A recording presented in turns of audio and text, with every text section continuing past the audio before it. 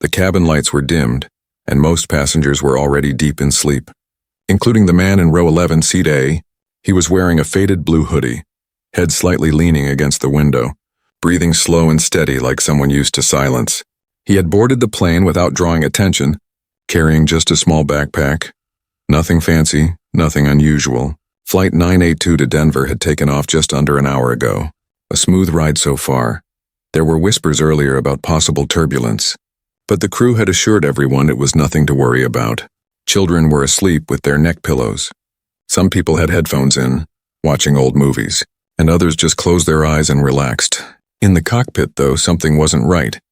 The first officer had noticed the captain rubbing his chest a few times, taking deeper breaths, shifting in his seat. At first, he thought maybe the captain was just tired, but then the signals became clearer, and faster than anyone could expect, the captain slumped forward. The co-pilot shouted his name, trying to get a response, his heart racing as he took control of the plane's systems. He radioed into ATC, "We have a medical emergency in the cockpit." But as he kept flying, he realized he couldn't manage everything alone for the rest of the flight. Back in the cabin, the intercom crackled, waking up a few scattered passengers. "Ladies and gentlemen," a shaky voice said, "this is the first officer speaking. We have a situation and need your attention immediately." A pause. A silence thick enough to cut through the sleepy atmosphere. "Is there anyone on board with flight experience? A licensed pilot? Please press your call button or come to the front." People looked around in confusion, some thinking it was a joke, others already worried. The man in row 11 stirred slightly, eyes still half closed, not quite registering what was going on. But a woman across the aisle tapped his shoulder. "Hey, did you hear that? They're asking if anyone's a pilot." He blinked slowly, then turned to look toward the front of the plane, still unsure. "Sir," a flight attendant called down the aisle, "please, if anyone knows how to fly, please come forward." He sat up straight now, rubbing his eyes, something in the urgency of their voices shaking off his sleep. He didn't look like a pilot, not anymore, not with his worn-out jeans and quiet presence. But inside his backpack was a license that had expired just 3 months ago. For years he had flown smaller commercial planes, never big passenger jets like this one, but he remembered enough, more than most on board could dream of. He hesitated, though, heart pounding, staring down at his call button. He hadn't touched a cockpit in months, hadn't even thought of flying again since the company shut down. But now people were whispering, standing, starting to panic just a little, and something inside him clicked. Not pride, not ego, just responsibility. He pressed the call button, stood up, and quietly made his way toward the front. Flight attendants looked at him in surprise. This man from row 11? This quiet, sleepy traveler? But he nodded and said in a calm voice, "I used to fly." The co-pilot opened the cockpit door and met his eyes, scanning him quickly for fear, doubt, hesitation. Instead, he found something steady, something solid. "I've flown commercial aircraft, not this model," the man said. "But I can assist." The co-pilot nodded, stepping aside slightly. "Right now, that's more than we had 5 minutes ago." The door closed behind them, and the hum of the plane filled the background again. Back in the cabin, no one knew exactly what was going on, but word was spreading. Someone had gone to help, someone from row 11, a nobody just moments ago now inside the cockpit. And as the minutes ticked by, eyes stayed fixed toward the front, minds racing with questions. Was the plane safe? Was the captain okay? Could they trust a stranger to help fly? But none of them knew that sometimes in the quietest corners sit people with pasts worth more than they show. People who don't need attention, but when the world calls, they answer. And tonight the world had just called row 11. Inside the cockpit, the air felt heavier than usual. The man from row 11 sat in the right-hand seat, his fingers brushing lightly over the controls. He didn't rush, didn't panic, just watched, listened, and remembered. The first officer beside him was young, maybe early 30s, clearly trained, but now visibly tense. "Captain collapsed about 10 minutes ago," he said quietly. "I've taken manual control, but it's a long flight ahead." The man gave a single nod. "I'll assist with everything I can." He didn't ask to take over, didn't pretend to be a hero. He simply rolled up his sleeves, adjusted the seat, and started scanning the panels with focused eyes. The memories returned slowly, like dusted-off books on a shelf. Throttle positions, altitude holds, fuel levels, cross-communications, little things that lived deep inside his bones. It had been years since he last flew, but instincts don't age like paperwork does. The co-pilot was trying to keep up with radio communications, emergency protocols, and flying all at once. It was too much, and he was slipping under pressure. That's when the man from row 11 leaned in gently and said, "You fly, I'll handle radio," relieved. The co-pilot nodded, passing over the headset. The man's voice over the radio was calm, steady, without fear. "ATC, this is First Officer 982. We have a medical emergency. Captain is unresponsive," he said. "I'm a former commercial pilot, license expired, but I'm assisting the first officer in cockpit procedures." The voice on the other end didn't hesitate.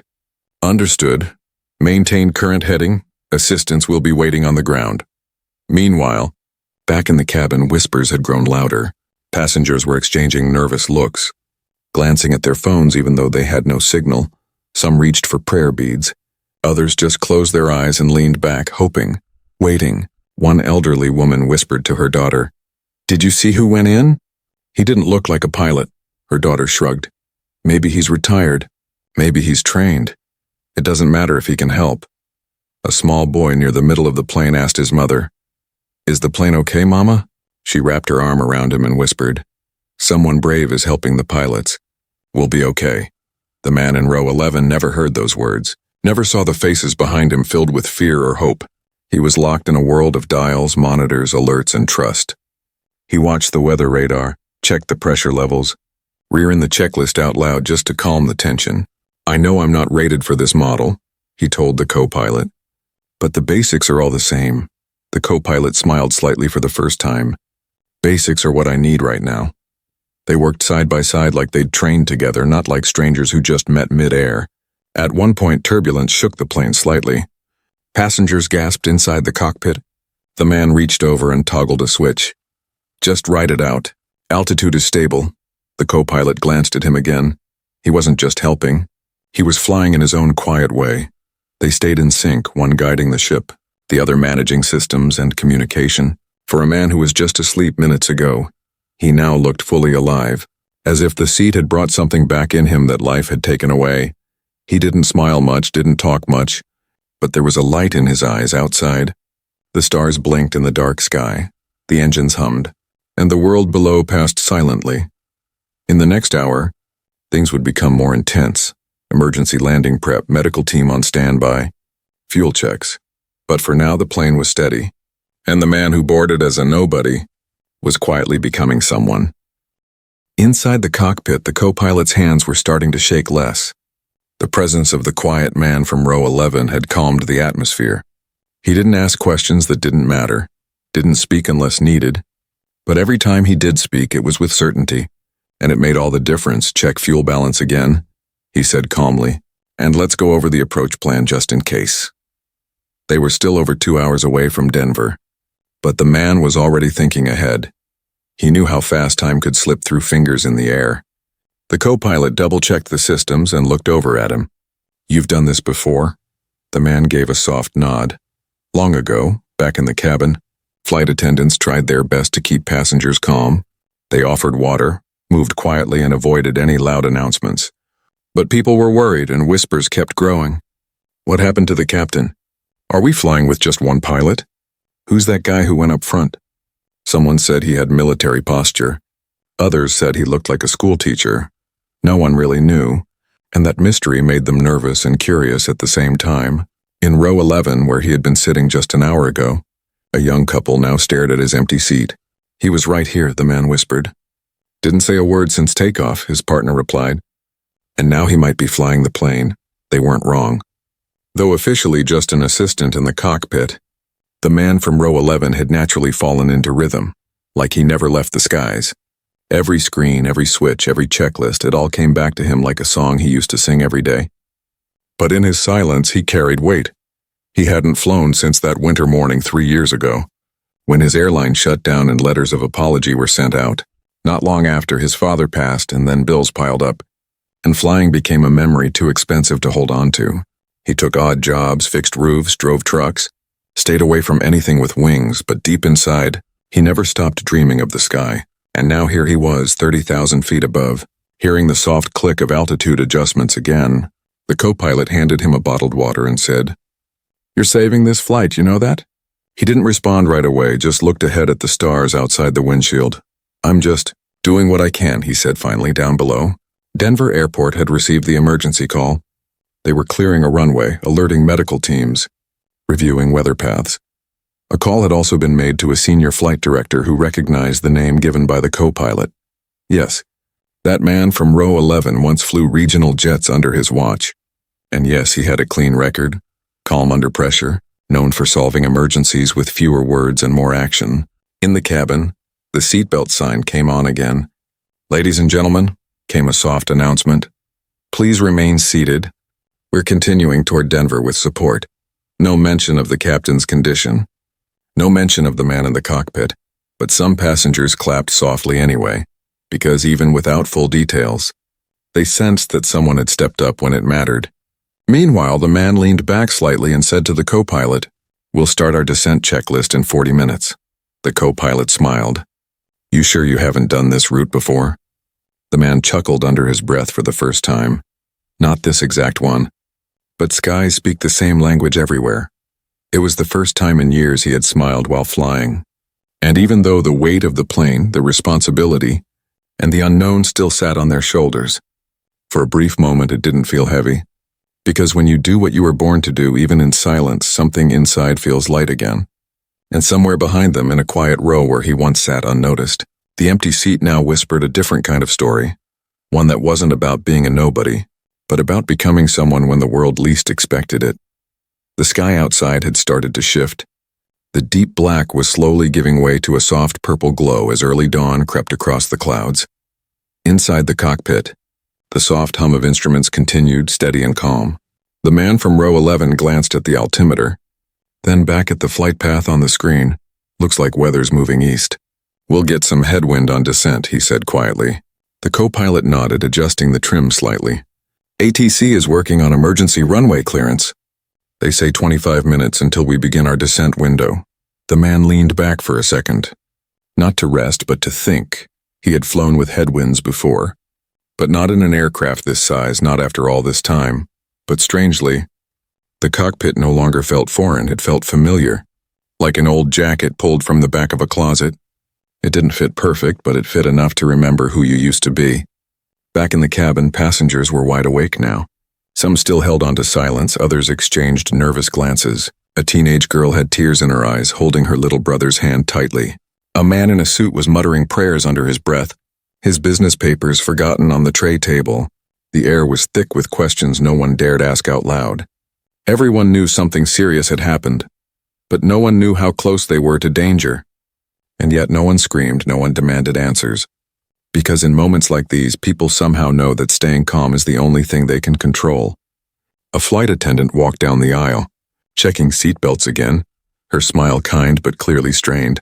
She paused by row 11, where his empty seat still sat untouched. For a second, she just stared at it, then quietly whispered, "Come on back safe." Meanwhile, in the cockpit, ATC's voice returned through the headset. "You're cleared for expedited descent at pilot discretion. Emergency team will meet you on runway 3L. The co-pilot looked over at the man. "You ready for this?" He didn't answer right away, just took a long breath, then replied, "Let's bring them home." They began running through descent checklists together, their voices low but clear. Every switch had a sound, every light a purpose, and every movement carried weight outside. The sky was now streaked with orange, a soft glow painting the clouds as if the world below was waking up just in time. The man kept glancing at the flight data, constantly cross-checking numbers in his head. At one point, the co-pilot said, You never told me your name." The man smiled faintly and said, "Don't worry about my name, let's just land the plane." It wasn't about him. Not tonight. This wasn't his comeback story, or some hero moment meant for applause. It was just a moment, a real, raw human moment, where stepping up meant something more than being seen. The plane began to dip slightly as the descent started. Back in the cabin, the announcement came gently. "Ladies and gentlemen, we're beginning our descent into Denver. Please ensure your seatbelts are fastened." Some passengers gasped in relief. Others clutched armrests tighter. One little boy whispered to his mother, "Did the man fix the plane?" She smiled, holding him close. "He's helping us get home, sweetheart." And in that moment, it became clear this wasn't just about flying. It was about trust, about invisible courage. About people who walk through the world unnoticed until something breaks, and only they can fix it. The engines shifted pitch. The flaps adjusted slightly, the aircraft responding to every signal with precision. The man kept his voice low, but his confidence was growing with each mile. "Landing gear down in 3, he said softly. "You'll take controls. I'll assist with glide path and altitude." The co-pilot nodded. "Copy that." Outside, the city lights of Denver were twinkling like stars had fallen gently to the ground. The runway was in sight now, long and steady. Like a promise kept through chaos, the descent was smooth. Every movement careful, every breath measured. And in those final seconds before touchdown, something strange happened. The man from row 11 smiled, not because he was proud, but because he remembered. He remembered who he was before life made him invisible. And now, with hundreds of strangers behind him and the rising sun ahead, he was simply doing what he was always meant to do. The wheels touched the ground with a soft thud. Not a hard slam, not a shaky landing, just a clean, steady contact like two hands meeting in trust. The plane rolled down the runway as the brakes engaged and the engines slowed. For a few long seconds, there was silence, no clapping, no cheers, not even a breath loud enough to break the calm. Then came the voice over the intercom. "This is your co-pilot speaking. We've landed safely at Denver International. Emergency crews are standing by. Please remain seated." Back in the cockpit, the man from row 11 didn't celebrate. He didn't raise his hands or lean back in victory. He simply exhaled deeply, like someone who had been holding his breath for too long. The co-pilot turned to him, eyes wide with quiet gratitude. "I couldn't have done this without you." The man nodded slightly. "You flew the plane, I just reminded it to listen." Outside the windows, red lights flashed as emergency vehicles approached the aircraft. Within moments, medics boarded and rushed to the cockpit. Heading straight to the collapsed captain, the man moved aside, letting them work. Watching silently as they checked vitals and called in a stretcher. He didn't ask questions, didn't interfere, just stepped back like someone who had played their part and now was ready to disappear again. A flight attendant entered the cockpit a moment later, eyes scanning both men. "We made it," she whispered, as if saying it too loud would undo it. "Yes," the co-pilot replied. "We made it because someone answered the call." Meanwhile, the man was already removing the headset, reaching for his old backpack. It felt strange walking out of the cockpit again, like stepping out of a dream and back into a world where people didn't know who you were. The passengers remained seated as instructed, some looking back, others craning their necks to see the aisle, and then they saw him. The quiet man with the faded hoodie and tired eyes, walking slowly back toward row 11. No uniform, no badge, no announcement, but they knew. Someone whispered, "That's him." A woman clapped softly, then another, then another. Soon the cabin filled with a quiet round of applause, not wild or loud, just respectful, grateful, real. He didn't look around, didn't wave or bow, just slid back into his seat and stared out the window. For the first time, he noticed the sunrise fully, painting gold across the edge of the wing. The flight attendants moved up and down the aisle, assuring everyone it was safe to disembark soon. In row 11, the man sat still, the buzz of everything starting to fade behind his eyes. That's when a little girl from across the aisle stood up and walked over, holding something in her small hands. It was a toy airplane, a bit scuffed. With stickers on the wings, she looked at him and said, "Mom says you saved us." He didn't know what to say, so he just smiled. She held the toy up to him. "You can have this." He looked down at the plastic plane, then back at her innocent eyes. "No," he said gently. "You keep flying it, okay?" She nodded and skipped back to her seat. After a few more minutes, the cabin doors opened, and the slow process of exiting began. The man didn't rush, didn't stand first, just waited. He watched families leave, couples grab their bags, and business travelers check their phones again like the world had already moved on. When it was finally his turn, he stood, slung his backpack over his shoulder, and began walking toward the door. One of the flight attendants stood by the exit waiting for him. "Sir," she said. "The captain's stable now, they're taking him to the hospital." "But your help?" He shook his head. "No thanks needed. Just glad he's alive, but we'd like your name," she added, "so we can file a report." He paused, then gave a soft laugh.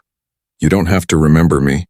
Just remember that someone always shows up when it matters," and with that, he stepped off the plane, feet touching solid ground again. Not as a hero, not as a pilot, not even as a somebody. Just as a man who once sat quietly in row 11 until the sky called him back. Outside the airport, the wind was cold, but the man barely noticed it.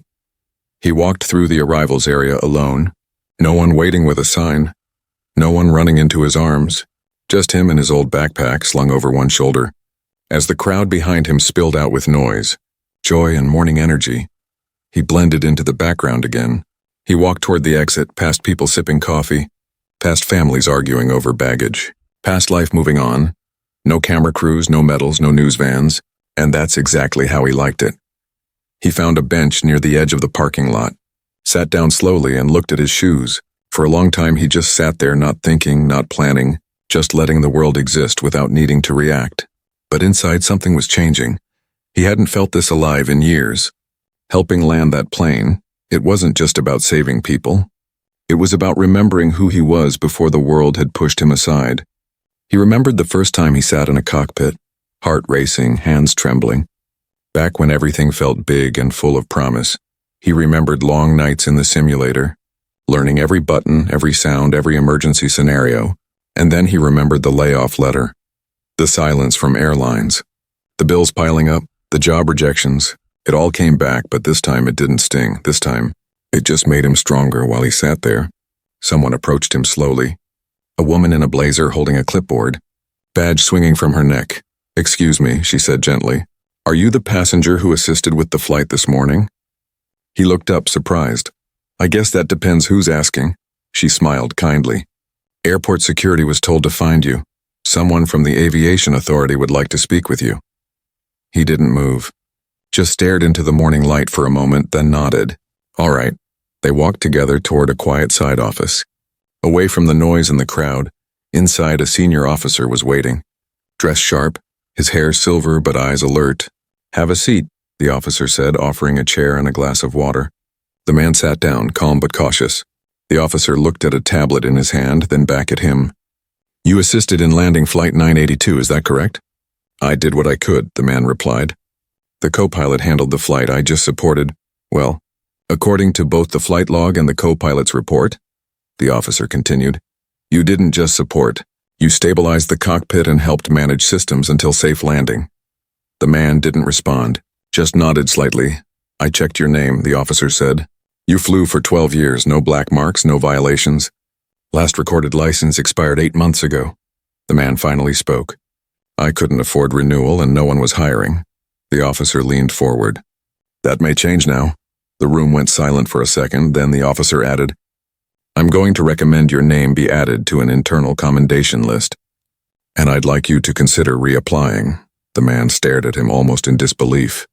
"I'm not promising a job," the officer said, "but sometimes it takes one moment to remind people what a good pilot looks like." The man looked down at his hands, then said quietly, "I never wanted to stop flying." "Then maybe," the officer replied.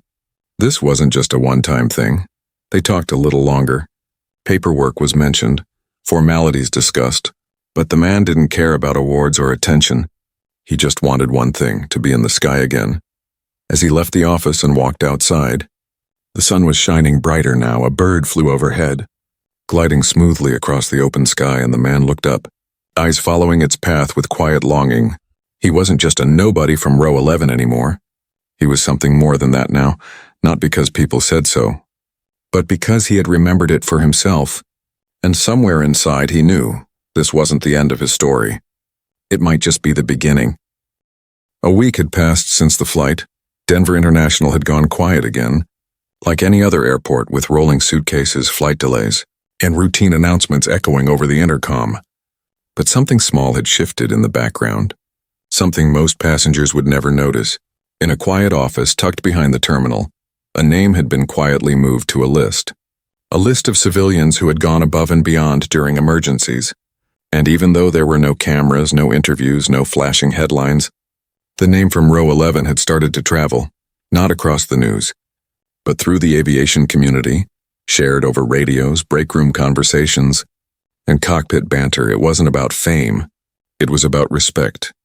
Meanwhile, the man had returned home, a small town where people still waved from porches and dogs slept in the middle of the road without worry. He lived in a one-bedroom apartment above a hardware store. Rent wasn't much, and neither was his income, but it was enough to keep the lights on. He hadn't told anyone in town about what happened on the flight. He still walked the same route to the coffee shop, still helped fix a neighbor's broken porch step, still watched the same old planes fly overhead in the evening sky. But inside him the silence felt different now, not empty, but full. One morning, as he stood in line at the post office, an envelope caught his attention. It was plain, official-looking, but the logo in the corner made his heart pause. He opened it outside, sitting on the same bench where he used to wait for bus rides to nowhere. Inside was a letter, short, polite, direct. It read, "Based on recent in-flight assistance and prior aviation record, you are invited to attend a requalification assessment for pilot reinstatement. With consideration for future placement," he read the line again and again, letting each word settle like slow rain on dry earth. It wasn't just an offer, it was a door, one he had thought was permanently shut. And now, without fanfare or noise, it stood open just a crack. He folded the letter, slid it back into the envelope, and looked up at the sky. No one else on that street knew what just happened to them. He was still the quiet man who fixed things, who drank black coffee alone, who disappeared into thought while staring at the clouds. But he didn't mind, because he had learned something important, something most people never get to know, that even when the world forgets you, even when your name is no longer on rosters, no longer printed on ID cards or stitched into uniforms, you still carry who you are. And sometimes when the moment is right, the world remembers you too. He spent the next few days getting ready, dug out his old flight manuals, polished his shoes, reread every note he once scribbled into the corners of training pages. Nervous, yes, unsure, a little but afraid. No longer the day of the assessment arrived, and he stepped onto the training tarmac with quiet confidence. The instructor, younger than him, greeted him with professional courtesy. "Ready to see if you still remember how to fly?" The instructor asked with a smile. He smiled back. "I never forgot." Hours passed in the simulator.